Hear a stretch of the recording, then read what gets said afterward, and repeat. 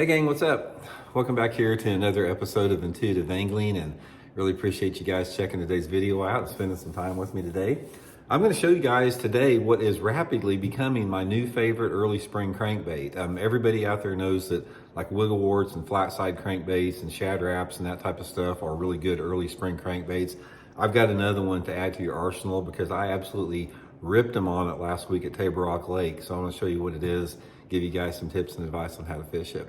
Also guys, just a quick invitation to everybody out there that hadn't had a chance to subscribe to the channel. I'd appreciate you hitting that subscribe button if you like the content on the channel here. Right now we've only got like 40% of the viewers of the channel that are actually subscribed. So a good way to help out is to hit that subscribe button. So much appreciated.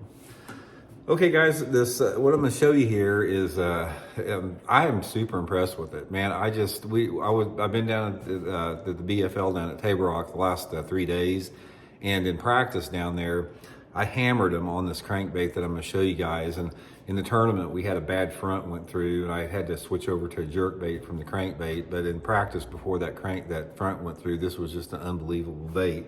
And that is this Megabass Super Z3 crankbait in this crawfish pattern right here. Now they have several different crawfish patterns in the Super Z3, but this is the one I was using at Table Rock here. I'll link this in the description if you guys would like to try a couple of these. I'll put my Tackle Warehouse link, you can get a couple there. But guys, this is basically, it's a crawdad pattern crankbait here. They make it different colors, and the lip on this thing will run down to probably around 12, 13 feet if you use it on 10-pound line, 8 to 10-pound line. At Table Rock, I was using it on 10-pound line and paralleling the bluff banks with this thing. And it's got the difference in it, guys, is it's like the shad wrap and the wiggle wart and the flat side crankbait, they all have different actions. And, the wiggle wart's got a wide wobble, flat side, and all the other, shad wrap and that type of stuff, tighter wobbles. This is a tighter wobbling crankbait right here. The lip on it actually looks like it should wobble pretty good, but it's a pretty tight wobble. And one of the things that I think makes this thing stand out is there's very few round-bodied crankbaits like this that have a tight wobble on it. Most of your tight wobbling crankbaits are your flatter crankbaits like the shad wraps and the flat side crankbaits. So this is sort of unique in the fact that the body's round, but you have a tight wobble on it.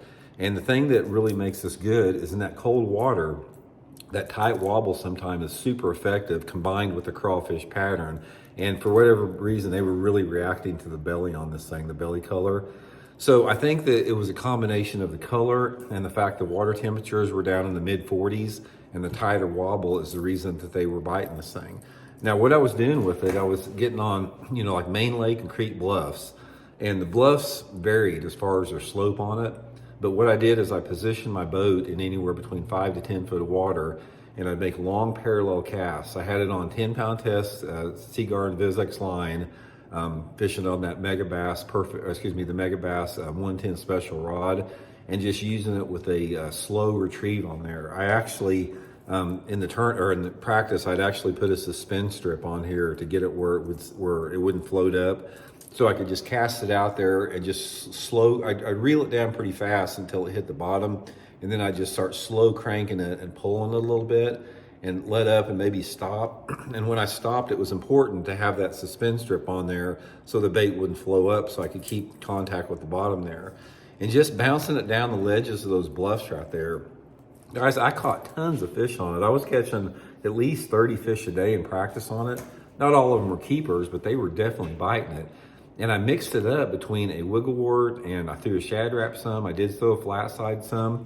And guys, this thing was catching them 10 to 1. I mean, the Super Z3 Megabass, you guys have heard me talk about the Super Z2, which has been one of my favorite summertime crankbaits. This is the first chance I had to use the Super Z3 very much. I've used it sparingly in the past, but this was the first situation where I really went out and caught a bunch of fish on it. Super, super impressed. So anyway, guys, I just wanted to clue you in on that little tip there. Just another bait to add to your arsenal. If you like to fish crankbaits in the early spring and you've got your traditional early spring favorites, try this Megabass Super Z3 crankbait. Link in the description here. It'll get you some bites, man, no doubt. So hope it helps out, guys. We'll talk later.